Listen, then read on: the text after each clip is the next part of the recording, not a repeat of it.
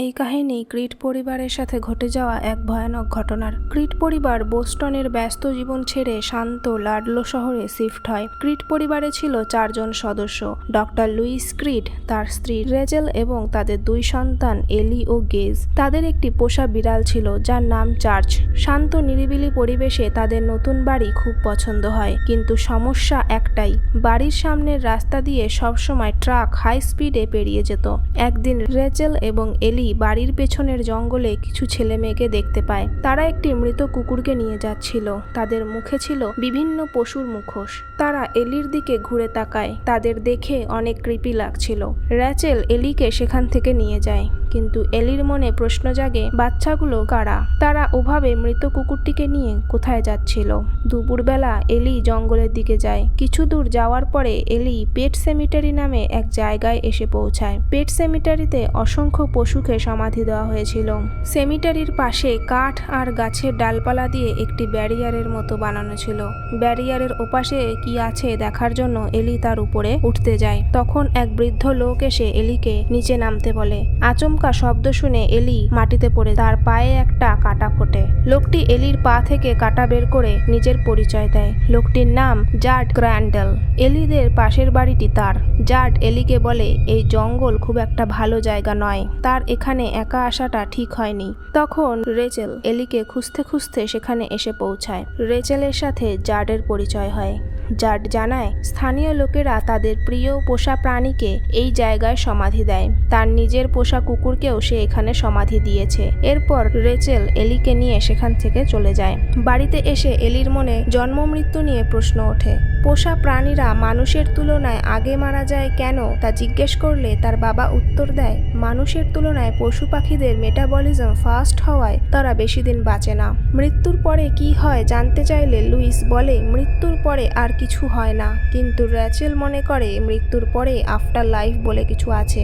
তখন এলি রেচেলকে জেলডা সম্পর্কে জিজ্ঞেস করে। রেচেল আনকমফোর্টেবল হয়ে পড়ে। রেচেলের জেলডা নামের এক দিদি ছিল। জেলডার স্পাইনাল মেনিনজাইটিস নামের একটা রোগ ছিল, যার ফলে জেলডাকে দেখতে অনেক ভয়ানক লাগতো।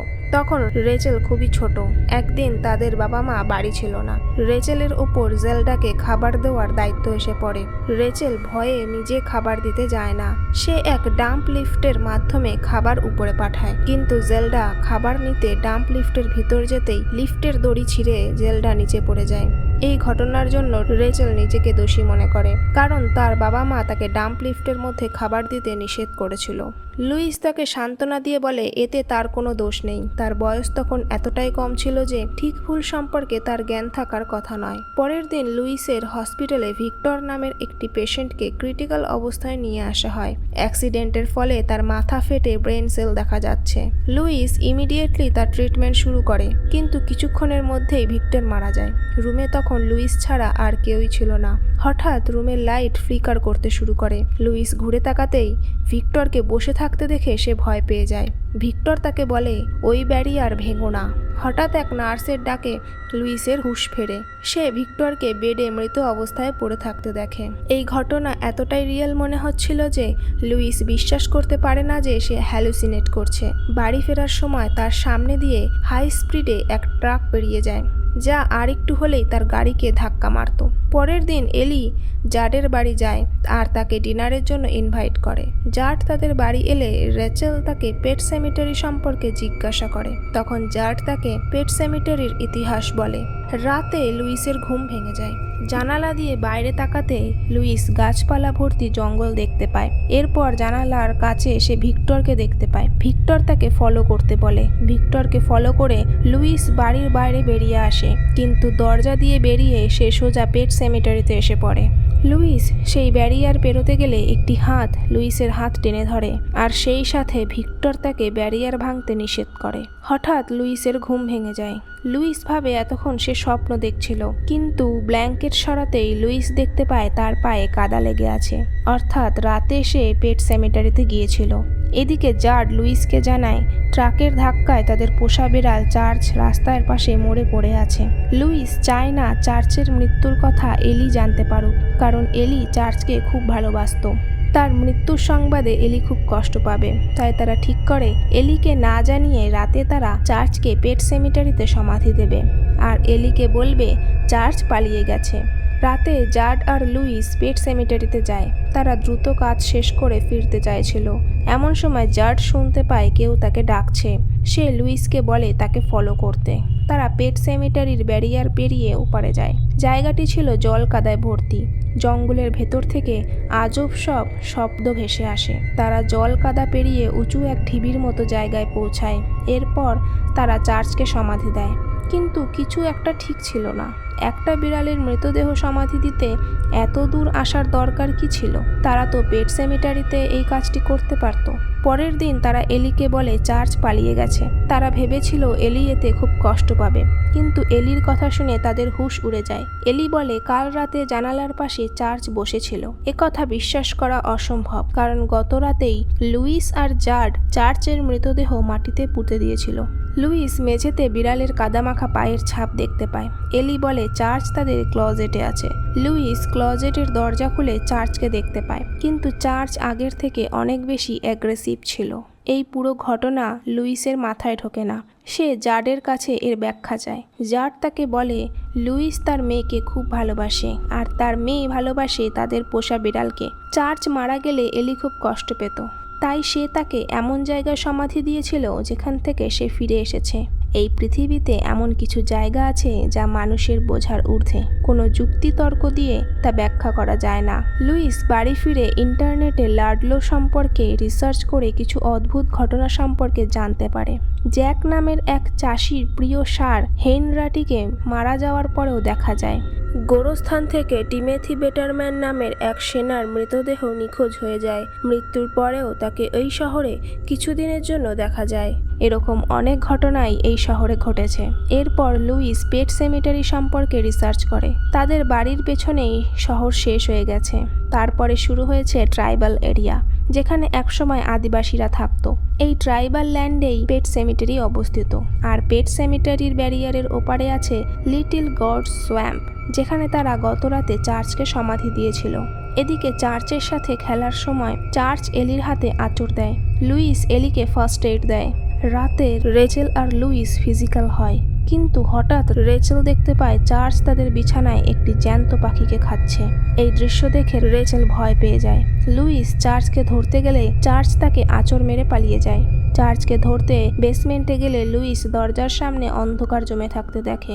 লুইস সেই অন্ধকারে ঢুকলে আবারও পেট সেমিটারিতে চলে আসে। সেখানে সে ভিক্টরকে দেখতে পায়। ভিক্টর তাকে বলে লুইস ব্যারিয়ার পার করেছে, এর ফল তাকে পেতেই হবে। তার ধ্বংসও সে নিজে ডেকে এনেছে। লুইস জঙ্গলের রাস্তা দিয়ে হেঁটে যাচ্ছিল, কিন্তু আসলে সে হাঁটছিল বাড়ির সামনের রোড দিয়ে। হঠাৎ একটা ট্রাক হাই স্পিডে তার সামনে চলে আসে, আর সে ছিটকে দরজা দিয়ে ঘরের মধ্যে পড়ে। অর্থাৎ এর সব কিছুই ছিল ইলিউশন। একদিন লুইস তার সন্তানদের আঁকা ছবি দেখছিল। হঠাৎ গেজের আঁকা একটি ছবিতে তার চোখ আটকে যায়। ছবিটি একজন মানুষের ছিল, যাকে দেখতে অনেকটা ভিক্টরের মতো লাগছিল। কিন্তু গেজ ভিক্টরকে কিভাবে আঁকতে পারে তা নিয়ে লুইস চিন্তায় পড়ে যায়। সে গেজের ঘরে গিয়ে দেখে চার্চ তার উপরে বসে আছে। লুইস দ্রুত গেজকে কোলে তুলে নেয়। লুইস এখনো বুঝতে পারে না চার্চ মৃত্যুর পরেও কি করে ফিরে এলো। সে জার্ডের কাছে আসলে কি হয়েছে তা জানতে চায়। তখন জার্ড লুইসকে এই লাডলো শহরের অভিশাপ সম্পর্কে জানায়। অনেকদিন আগে এই জঙ্গলে বাস করত একদল আদিবাসী। তারা জঙ্গলের মধ্যে ওয়েন্ডিগো নামে এক শয়তানের শক্তি উপলব্ধি করতে পেরেছিল। তারা বুঝেছিল জমির নিচে এমন কিছু আছে যার ফলে এখানে কোনো মৃতদেহকে সমাধি দিলে তা পুনরায় জীবিত হয়ে ফিরে আসে, কিন্তু স্বাভাবিক অবস্থায় নয়। সে হয়ে ওঠে আগের থেকে অনেক গুণ হিংস্র। শয়তানের প্রভাবে সে তখন আরও মৃতদেহ সেই মাটির নিচে পাঠাতে চায়। আদিবাসীরা সেটা বুঝতে পেরে এই জমি ছেড়ে পালিয়ে গিয়েছিল। যাওয়ার আগে তারা কাঠ আর গাছ দিয়ে এই ব্যারিয়ার বানিয়েছিল, যাতে কেউ এই অভিশপ্ত মাটিতে যেতে না পারে। কিন্তু শয়তান মানুষকে সেই জমিতে টেনে নিয়ে গেছে, সেখানে মৃতদেহ সমাধি দিয়েছে। আজও সেই শয়তানের ফিসফিস শব্দ অভিশপ্ত এই জঙ্গল থেকে ভেসে আসে। সেই শব্দ আজও মানুষকে টানে সেই মাটিতে মৃতদেহ সমাধি দেওয়ার জন্য। জার্ডের প্রিয় পোষা কুকুর মৃত্যুর পরেও ফিরে আসে, আরও বেশি হিংস্র হয়ে। কুকুরটি জার্ডের মাকে আক্রমণ করলে তার বাবা কুকুরটি লোকটিকে দ্বিতীয়বার মেরে ফেলে। এবার প্রশ্ন হচ্ছে, জাড এত কিছু জানার পরেও চার্চকে ওই জমিতে কেন সমাধি দিয়েছিল? জাড জানায় তার কুকুর আগে থেকেই হিংস্র ছিল, তাই সে চার্চকে দিয়ে দেখতে চেয়েছিল চার্চের সাথেও একই ঘটনা ঘটে কিনা। কিন্তু দুর্ভাগ্য, চার্চও হিংস্র হয়ে ফিরে আসে। এখন চার্চকে আবার মারতে পারলে সব ঠিক হয়ে যাবে। বাড়ি ফিরে লুইস ইনজেকশন দিয়ে চার্চকে মারতে যায়, কিন্তু তার চার্চের প্রতি দয়া হলে সে চার্চকে বাড়ি থেকে দূরে জঙ্গলে ছেড়ে আসে। এদিকে চার্চ চলে যাওয়ায় এলির মন খারাপ হয়ে যায়। সেদিন ছিল তার জন্মদিন। লুইস এলিকে চিয়ার আপ করার জন্য তাকে একটি পুতুল গিফট করে। এরপর সে এলি ও বাকি বাচ্চাদের সঙ্গে কানামাছি খেলে। এলি রাস্তার ধারে এক ঝোপের কাছে লুকোয়। এমন সময় সে দূর থেকে চার্চকে আসতে দেখে। চার্চ তাকে দেখে রাস্তায় বসে যায়। এলি চার্চের কাছে যায়। এদিকে গেজও চার্চকে দেখে তার দিকে দৌড়ে যায়। এমন সময় রাস্তার অপর প্রান্ত থেকে একটি ট্রাক হাই স্পিডে তাদের দিকে ছুটে আসে। লুইস দেখতে পেয়ে দৌড়ে গেজকে সরিয়ে নেয়। ড্রাইভার ব্রেক মারার চেষ্টা করে, কিন্তু ট্রাকের পেছনের অংশ ট্রাক থেকে খুলে যায় আর তা গিয়ে সোজা এলিকে ধাক্কা মারে। এলি অন দ্য স্পট মারা যায়। এই ঘটনায় গোটা পরিবারে শোকের ছায়া নেমে আসে। রেচেল এতটাই ভেঙে পড়ে যে সে কিছুদিনের জন্য গেজকে নিয়ে তার বাবার বাড়ি চলে যায়, কিন্তু লুইস ঘরে একা থেকে যায়। তার মাথায় কিছু একটা চলছিল। রাতে মদের বোতল আর দুটি গ্লাস নিয়ে সে জাডের বাড়িতে যায়। জাডের গ্লাসে সে নেশার ওষুধ দিয়ে জাডকে নেশাগ্রস্ত করে, যাতে জাড তার কাজে বাধা দিতে না পারে।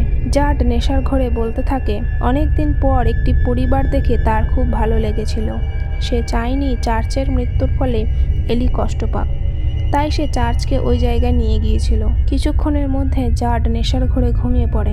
এদিকে লুইস মাটি খুঁড়ে এলির মৃতদেহ বের করে। এরপর পেট সেমিটারির বাউন্ডারি ক্রস করে লুইস সেই অভিশপ্ত জমিতে পৌঁছায়। ভিক্টর তাকে আটকানোর চেষ্টা করে, কিন্তু লুইস তার কথা শোনে না। তখন ভিক্টর গেজের কাছে যায়। গেজকে বাড়ি ফিরে যেতে বলে। বাচ্চা গেজ ভিক্টরকে দেখে শব্দ করলে রেচেল সেখানে দৌড়ে আসে। গেজ তাকে দেখতে পেলেও রেচেল ভিক্টরকে দেখতে পায় না। অন্যদিকে লুইস জলায় শয়তানের ডাক শুনতে পায়, কিন্তু সে এগিয়ে চলে। জলা পেরিয়ে সে তার গন্তব্যে পৌঁছায়। লুইস পাগলের মতো মাটি খুঁড়ে এলিকে সেই মাটিতে সমাধি দেয়। তারপর সে বাড়ি ফিরে আসে।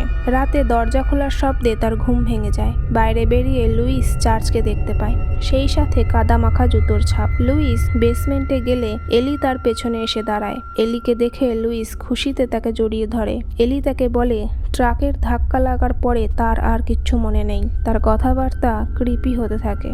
লুইস এলিকে পরিষ্কার করে তার মেয়ের পাশেই ঘুমিয়ে পড়ে। সকাল হতে লুইস এলিকে নাচতে দেখে, কিন্তু এলি অনেক বেশি অ্যাগ্রেসিভ ছিল।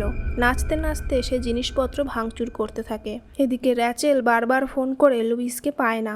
শেষে রেচেল জাডকে ফোন করে লুইসের খোঁজ নিতে বলে।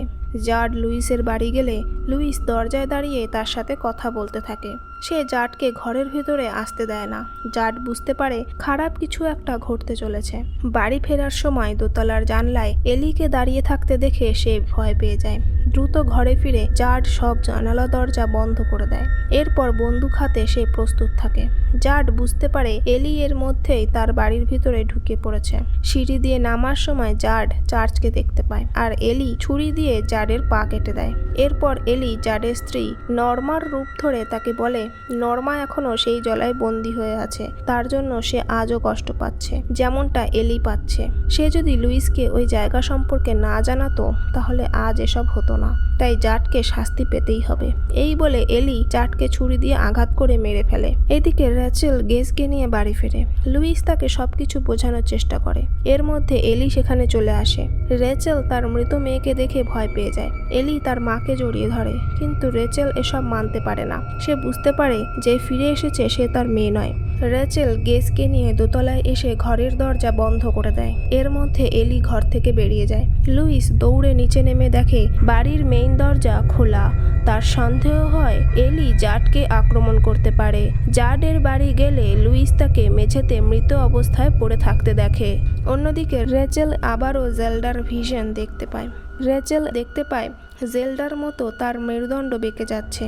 ভয়ে এসে চিৎকার করে ওঠে, আর তখনই এলি ছুরি দিয়ে তাকে মারতে যায়। এলি রেচেলের পেটে ছুরি বসিয়ে দেয়। রেচেল এলিকে ধাক্কা মেরে গেজকে নিয়ে বেরিয়ে যায়। এলিকে ঘরের মধ্যে বন্দি করে রেচেল কোনোমতে দোতলার জানালার কাঁচ ভাঙে। এর মধ্যে লুইস তার বাড়ির সামনে চলে এলে রেচেল গেজকে ওপর থেকে লুইসের কাছে ফেলে দেয়। লুইস গেজকে গাড়ির মধ্যে রেখে গাড়ির দরজা লক করে দেয়। এদিকে এলি রেচেলকে বারবার ছুরি দিয়ে আঘাত করতে থাকে। লুইস ঘরে ঢুকে রেচেলকে পড়ে থাকতে দেখে। লুইস রেচেলের কাছে যেতে এলি পেছন থেকে লুইসের মাথায় আঘাত করে তাকে অজ্ঞান করে দেয়।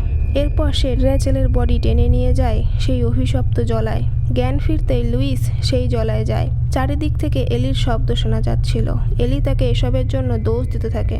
একসময় এলি ছুরি দিয়ে লুইসকে অ্যাটাক করে, কিন্তু লুইস এলিকে ওভার পাওয়ার করে মেরেই ফেলতো। ঠিক তখনই রেচেল ফিরে এসে একটি রড দিয়ে লুইসকে মেরে ফেলে। এলি রেচেলের পাশে গিয়ে দাঁড়ায়। তারপর তারা লুইসের মৃতদেহ টেনে নিয়ে যায়। সিনেমার লাস্ট সিনে দেখা যায় গেজ লুইস, রেচেল আর এলিকে আসতে দেখে। লুইস তাকে গাড়ির দরজা আনলক করতে বলে। একটা বিপ শব্দের সাথে গাড়ি আনলক হয়ে যায় আর সিনেমা এখানেই শেষ হয়। পরে গেজের সাথে কি হয়েছিল তা আমরা জানতে পারি সিনেমার ওপেনিং সিনে, যেখানে লুইসের গাড়ির দরজা খোলা অবস্থায় ছিল আর বাড়ির মেঝেতে ছিল কাদামাখা জুতো আর রক্তের ছাপ। অর্থাৎ গোটা ক্রিট ফ্যামিলি এই অভিশপ্ত জলার শিকারে পরিণত হয়।